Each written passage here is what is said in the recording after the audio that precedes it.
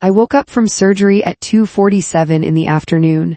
I know the exact time because the clock on the wall across from my bed was the first thing I focused on when my eyes opened. Old habit.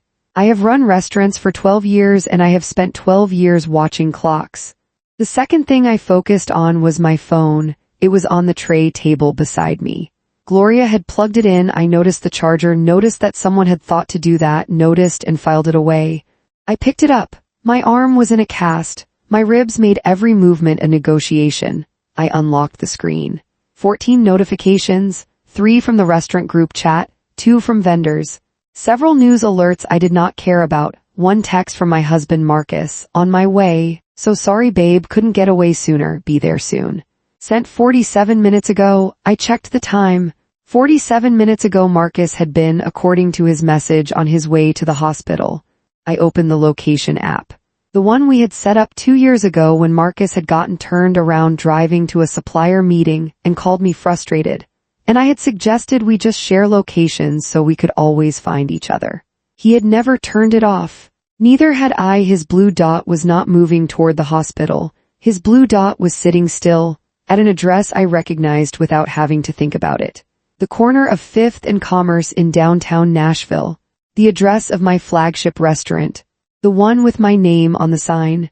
The one I had opened 6 years ago with a loan I had stayed up 3 nights figuring out how to qualify for. My husband was at my restaurant, not rushing to the hospital where his wife had just come out of emergency surgery. At my restaurant, I stared at the blue dot for a long moment. Then I opened the restaurant's security camera app. I have access to every camera in all 3 of my locations from my phone. I installed the system 3 years ago after a break-in at the second location, and I have never once used it for anything except checking on a delivery or seeing how full the dinner service is. I used it now. I found the camera that covers the main dining room. I zoomed in. Marcus was at table 7, my favorite table. The one near the window with the good afternoon light that I always saved for guests I wanted to impress. He was not alone. I looked at what I was seeing for a long moment. I looked at it with the same careful attention I bring to a balance sheet or a kitchen inspection. I made sure I was seeing what I was actually seeing and not what exhaustion or medication might be constructing. I was seeing what I was seeing. I put the phone face down on the tray table. I looked at the ceiling. And then I did something that surprised even me. I did not cry. I did not call him. I did not text. I did not open the group chat or call my mother-in-law or do any of the things that the version of me from a year ago might have done. I picked the phone back up. I scrolled to a different name. I called my attorney. My name is Nadia Ross. I am 38 years old. I own 3 restaurant locations in Nashville, Tennessee. I started with a food truck, a maxed-out credit card, and a pulled pork recipe my grandmother taught me when I was 9 years old standing on a step stool in her kitchen in Memphis. The food truck became a restaurant. The restaurant became 2. 2 became 3. Last year my second location was named one of the best new restaurants in Tennessee by a publication that has been running for 40 years and does not give that distinction easily. I tell you this not to impress you. I tell you this because I need you to understand what I had built. And I need you to understand who had been quietly living inside what I built without building a single thing himself. My husband Marcus Ross was an architect. Is an architect, the present tense still applies somewhere. Talented, genuinely. Creative in the way certain people are creative, with a vision for how things should look that was real and sometimes beautiful. What he was less talented at was the business of architecture. Bringing in clients, managing projects, making the numbers work. The firm he had started the year before we got married had been struggling since its second year. I funded it. Not loudly, not as a loan with terms and interest and a repayment schedule. The way you fund things when you love someone and you believe in them and you tell yourself the return will come in forms that do not appear on a balance sheet. 4 years, $340,000, give or take. I also paid my in-laws' mortgage for 18 months when Marcus's father had a health issue and they fell behind. I did it because it needed to be done and I was the one who could do it. I never asked for thanks. Thanks was not the point. The point was that I could, so I did. I am telling you all of this because none of it is the real story. The real story is what happened on a Wednesday morning when a truck ran a red light and I woke up in a hospital not knowing yet what I was about to find out about the people I had been feeding. In every sense of that word. Let me tell you how I got here, not the accident. Before that, I grew up in Memphis in a household where my grandmother cooked everything from scratch, and feeding people was not a hobby or a passion project. It was the language of love in our house.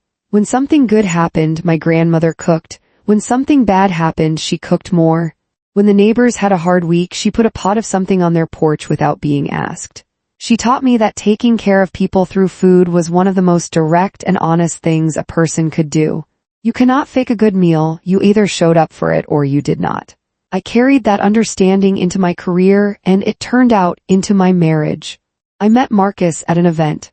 One of those fundraiser dinners where everyone is wearing something expensive and talking about things that matter less than they sound. He was at the bar looking slightly out of place in a way I found immediately appealing. We talked for 2 hours. He was funny and warm, and he asked about my food truck with genuine curiosity, not the polite performing interest kind. We dated for a year. We married at a small ceremony in a garden I rented and decorated myself. In the first 2 years, he was present in the way that people are present when things are going well and there is not yet pressure to show up differently. He came to the restaurant. He tasted everything. He told people about my food with a pride that felt real. The firm started struggling in year 2 of our marriage. He grew quieter about it, more stressed. I could see him carrying it. I said, let me help, just until things stabilize. He said, are you sure? I said yes. That yes cost me $340,000, and as it turned out, considerably more than money. My in-laws arrived in our lives with increasing frequency as the firm's troubles deepened. Not difficult people exactly. Just people who had a comfortable sense that their son, and by extension his wife, and by extension her income, existed to keep them comfortable. They visited often, stayed long, expected things I provided without being asked because I was the woman who provided things. It was simply what I did. Marcus never pushed back on any of it. He never once said to his parents, you cannot stay for 3 weeks. Nadia is running 3 restaurants and does not need house guests. He never once said to me, I will figure out the firm on my own. You have done enough. He accepted what I offered, and he told himself, I think, that accepting was the same as appreciating. It was not. But I did not fully understand that until a Wednesday morning in November when a truck ran a red light on the way to my 3rd location, and I woke up in a room I did not recognize with a cast on my arm and a pain in my ribs that told me something serious had happened before my brain had finished loading. I was driving to the 3rd location for an early morning walkthrough. Opening day was 2 weeks away. There were still 1,000 things to sort. The hood ventilation system had flagged an issue in the inspection. The bar shelving was wrong. The graphic on the front window was 2 inches off center, and it was going to drive me insane every time I walked past it. I had a coffee in the cup holder and a list in my head, and I was running through the bar shelving solution when the light ahead of me turned green. I went through the intersection. I do not remember the truck. I know from the police report that it ran the red at approximately 40 miles per hour and struck my car on the driver's side. I know that my car was pushed into a concrete median. I know that the driver of the truck walked away with minor injuries. I woke up in the emergency room. The pain was everywhere and nowhere specific, the way serious pain is, too much for the brain to locate it clearly. A nurse with a calm voice was asking me my name and what day it was. I answered both correctly, which apparently mattered. They told me broken left arm, 3 cracked ribs, internal bleeding. They were taking me to surgery. They needed an emergency contact. I said my husband. I gave his number. I asked if I could have my phone before they took me in. They said briefly, 2 minutes. I called Marcus. It rang 5 times and went to voicemail. His professional voicemail, the one he used for clients. Formal, careful, asking me to leave a message. I left one, short because my ribs were making speech difficult and because I needed to be efficient with the breath I had. Marcus. It's me, I've been in an accident, they're taking me into surgery at Vanderbilt. Please come now. I hung up. I called my mother-in-law, 4 rings, voicemail. I left the same message. A nurse appeared at the curtain. She was gentle, but she was firm. They needed to move. I had time for one more call. I scrolled through my phone looking for someone. Not a friend. Marcus and I had fallen into the particular social pattern of couples who entertain for business and do not tend many friendships carefully. not a family member who could get there quickly. My parents were in Memphis. My brother was in Atlanta. I scrolled to a number I had called last week about a scheduling issue. Gloria Reyes, general manager of my flagship location. Employee of 4 years. The woman I had almost fired in year 2 for telling me directly and without much diplomacy that my sous chef was stealing from the register, and I needed to deal with it before it got worse. She had been right about the sous chef. I had apologized for almost firing her. She had said, "You can make it up to me by listening faster next time." I pressed her name. She picked up on the first ring. I told her where I was. I told her they were taking me to surgery. I told her Marcus was not answering. She said 3 words. She said, "I am coming." They took my phone. They took me to surgery. I woke up at 2:47 in the afternoon. I want to back up, because in the time between calling Gloria and waking up after surgery, I had not yet told you about the 7 calls. I had 2 minutes with my phone before surgery. I used 1 call on Marcus and 1 on his mother. But I had also, in the days that followed, pieced together what happened during the hours I was in that operating room. Marcus received my voicemail at 7:43 in the morning. I know this because phone records do not lie, and my attorney Dana subpoenaed them later as part of a process I will get to shortly. He listened to it. The voicemail was marked as heard at 7:43. He did not call the hospital. He did not call me back. He texted me at 8:15. In a meeting, "Everything okay? I was in surgery at 8:15. My phone was in a bag with my other belongings in a room I was not in." He texted again at 10:30. "Hey, haven't heard back. Hope you're resting. Call me when you can." I was still in surgery at 10:30. The internal bleeding had been more complicated than the initial scan suggested. It took 4 hours. He texted a third time at 12:45. "Starting to worry. Let me know you're okay." He did not call the hospital. He did not call my mother-in-law to ask if she had heard from me. He did not do any of the things a person does when they are genuinely starting to worry about someone they love who has told them they are about to have emergency surgery. He sent texts into a phone he knew I could not answer. And at some point between 12:45 and 2:47 he went to my restaurant. That is 7 calls, 2 from me before surgery, 5 texts from him into silence. Not one of which involved him actually moving toward me. I found all of this out later, pieced together from phone records and timestamps and the security camera footage I had already seen. But I am telling you now so you understand what I was holding when I woke up at 2:47 and found his blue dot at my restaurant and his text saying he was on his way.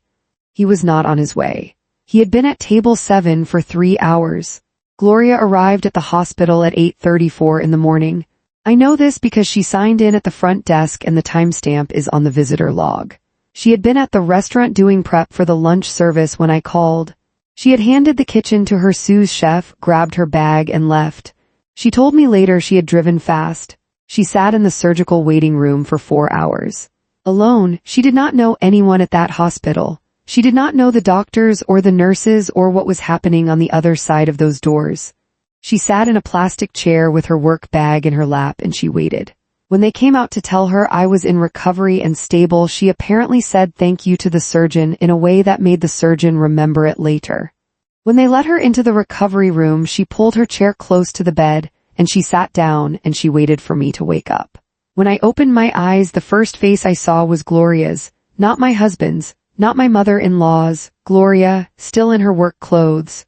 A small sauce stain on her left sleeve that I noticed immediately because I notice things like that. She looked at my face and she said, "There you are." 3 words, simple, warm, the exact right thing. "I want to tell you I said something meaningful in return." "I didn't. I said you came." She said, "Of course I came. Who else was going to?" I did not have an answer for her. She stayed. She called the restaurant twice that afternoon to check on the service, brief, efficient calls that she stepped into the hallway for. She made sure I drank water. She asked the nurses the questions I did not have the energy to ask. When a doctor came in at 4 o'clock to explain my recovery timeline, she took notes on her phone and emailed them to me so I would have them later. She had been managing my restaurants for 4 years.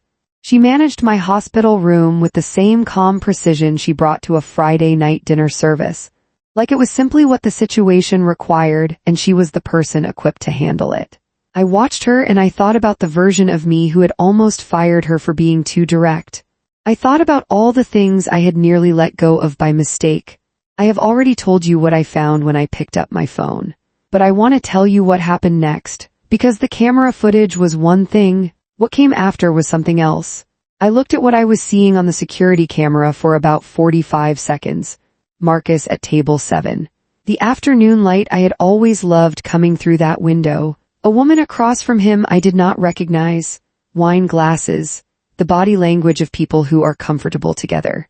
I memorized it the way I memorize a problem in a kitchen, not emotionally, practically. What am I looking at and what does it mean and what do I do with it? Then I took a screenshot. I took 4 screenshots. I put the phone face down. I looked at the ceiling for a long time. Here is what I felt. I want to be accurate about this because I think it matters. I did not feel the thing people expect you to feel in that moment, not the hot tearing pain of betrayal, not rage, not the desperate need to call him and demand an explanation. I felt something clean and cold settle over everything. Like the moment in a kitchen when something that has been confusing suddenly makes sense. When you taste a dish and identify the element that is wrong and you understand exactly what needs to change. I had been feeding the wrong table. For 4 years I had been pouring everything I had, money, time, energy, belief, into people who were sitting at my table eating what I provided and looking somewhere else the entire time. I had been the woman who fed everyone, and I had never once asked whether any of them would bring me soup when I was sick. Now I had my answer. They would not. They would not come to the hospital. They would sit at my own restaurant and drink my wine and not come. I picked the phone back up. I called my attorney. Before Dana arrived, I did what I always do when I need to understand a situation. I took inventory. I am a restaurateur. Inventory is not a metaphor for me. It is a daily practice. You know what you have, you know what it costs, you know what it's worth, and you make decisions accordingly. You do not run a kitchen on sentiment, you run it on accurate information. I opened the Notes app on my phone. I started a list.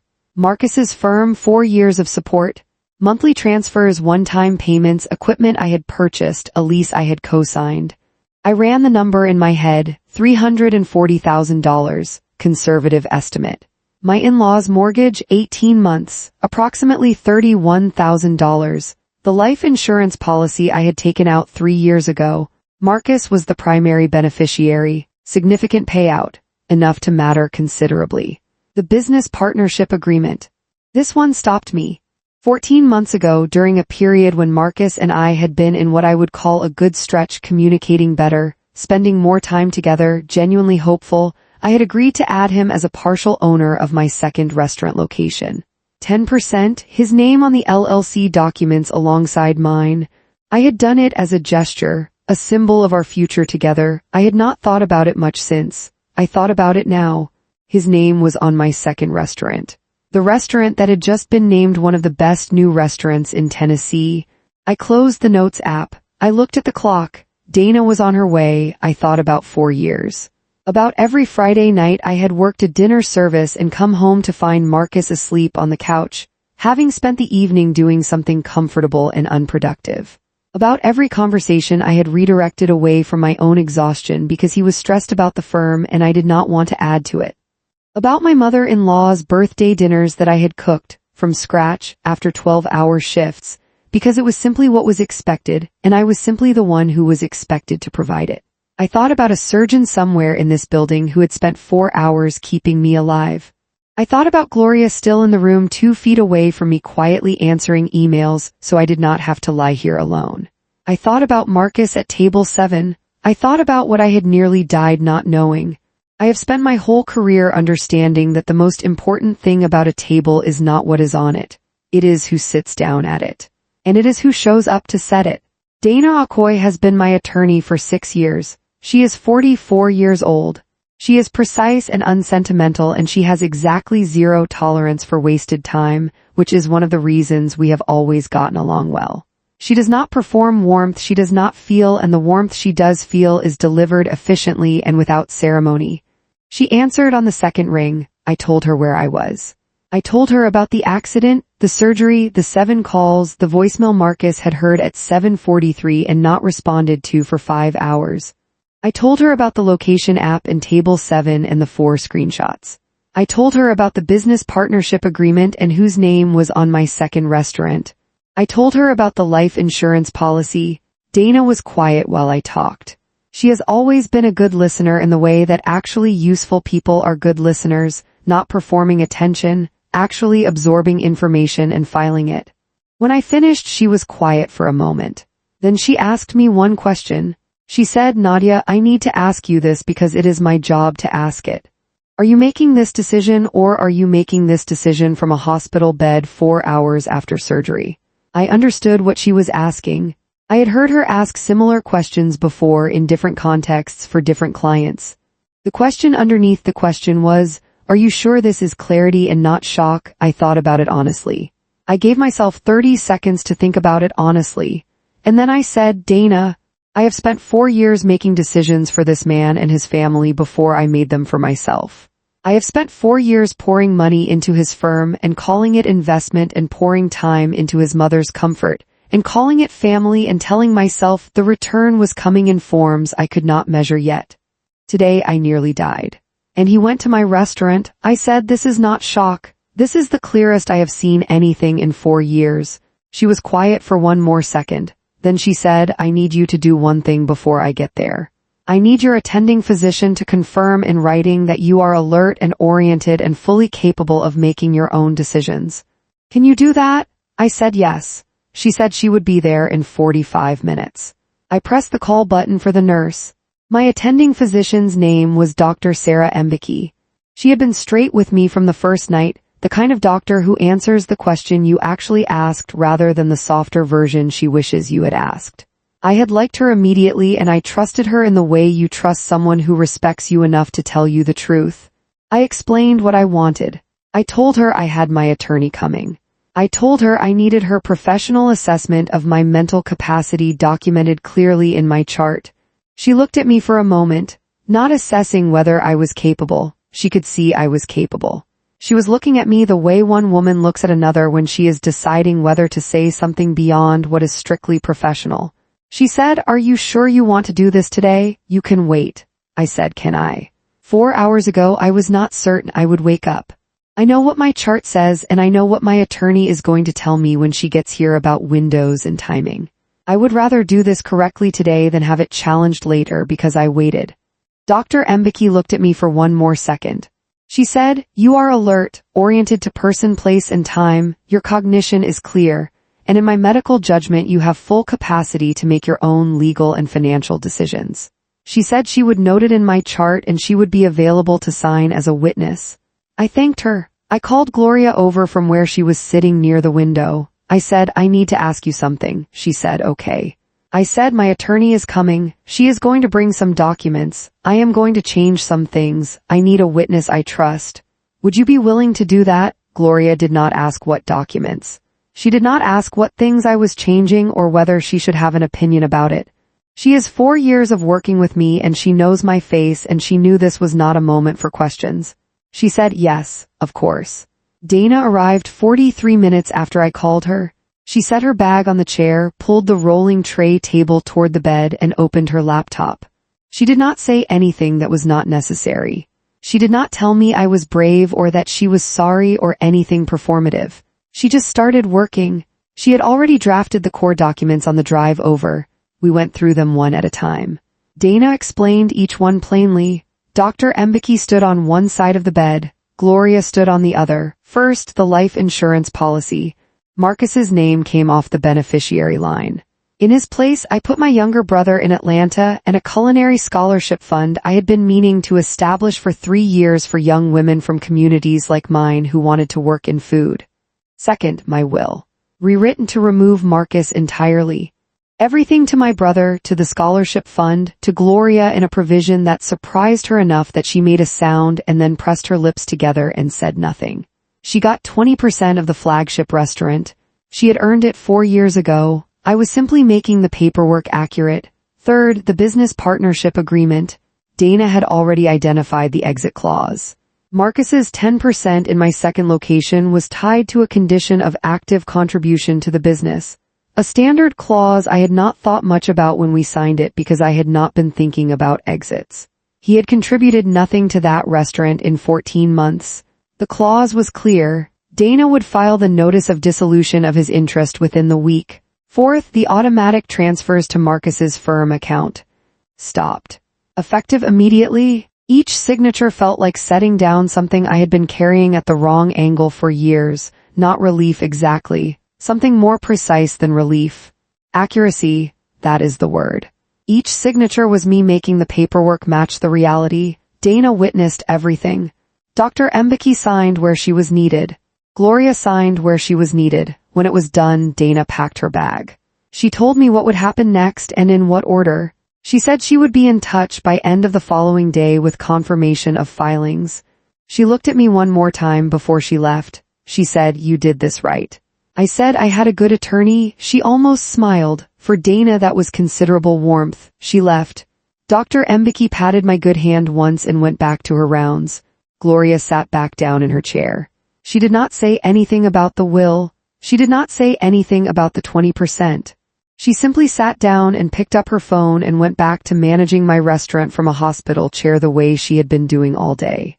I looked at her for a moment. I thought about my grandmother's kitchen, about what it meant to show up for people through the work of your hands. Gloria had shown up. She had been showing up for 4 years.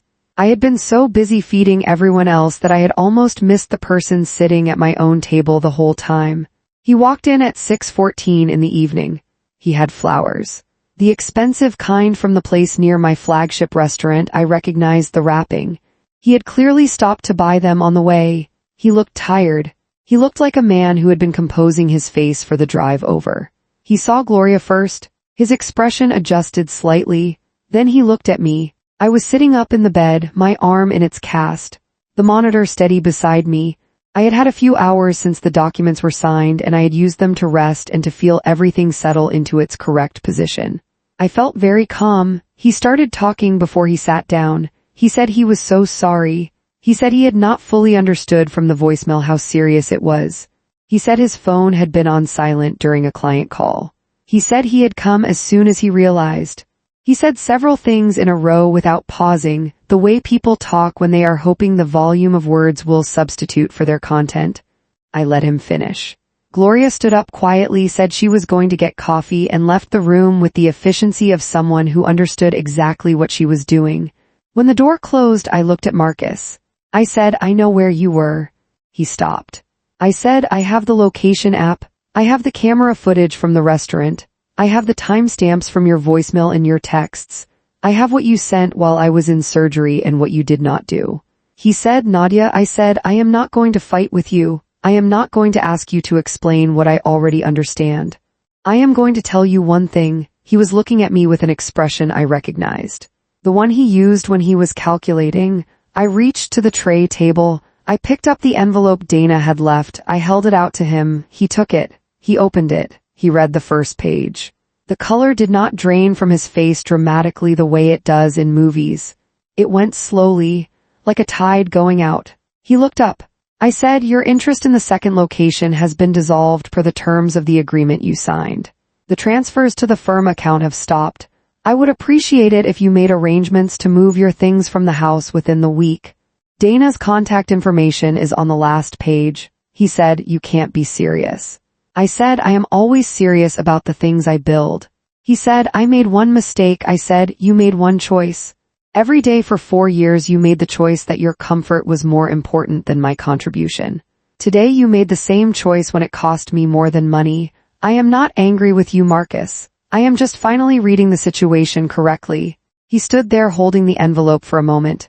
Then he put it on the tray table. He walked to the door. He stopped with his hand on the frame. He said, "I did love you." I said, "I know." He left. I looked at the flowers he had set on the windowsill. Expensive, beautiful, bought from the shop next to my restaurant on the way over.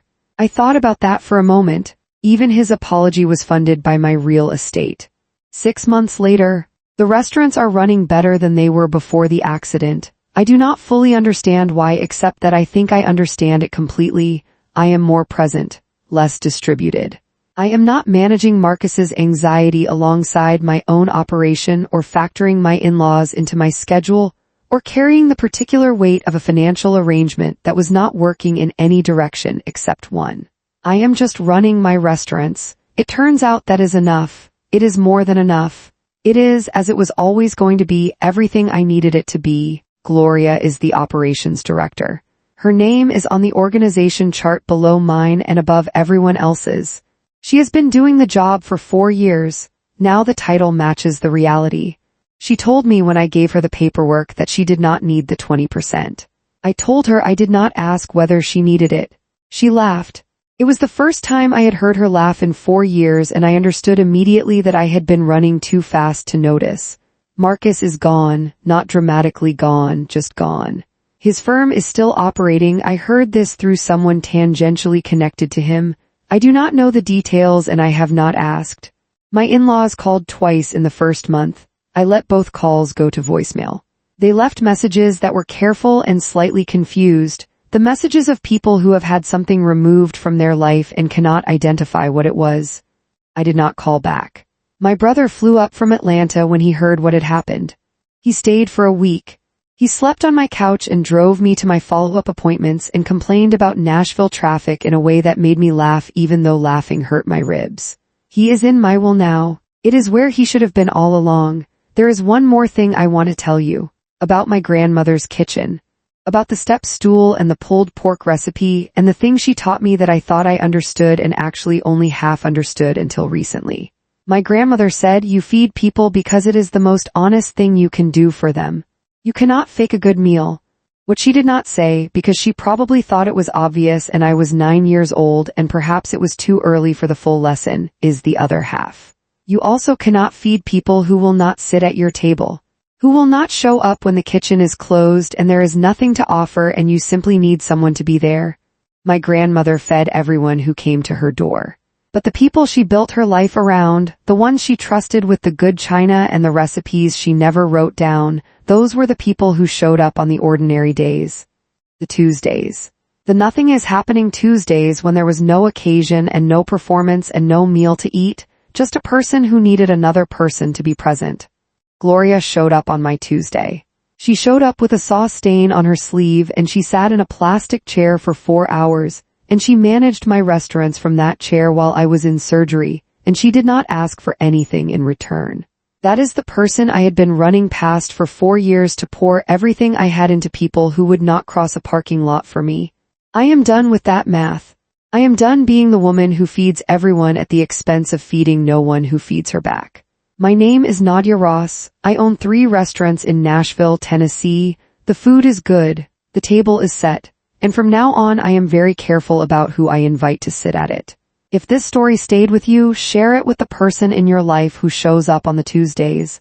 The ordinary Tuesdays when nothing is happening and they come anyway. Subscribe for a new story every week. And tell me in the comments who would come for you, not in a crisis, on an ordinary Tuesday. Leave their name.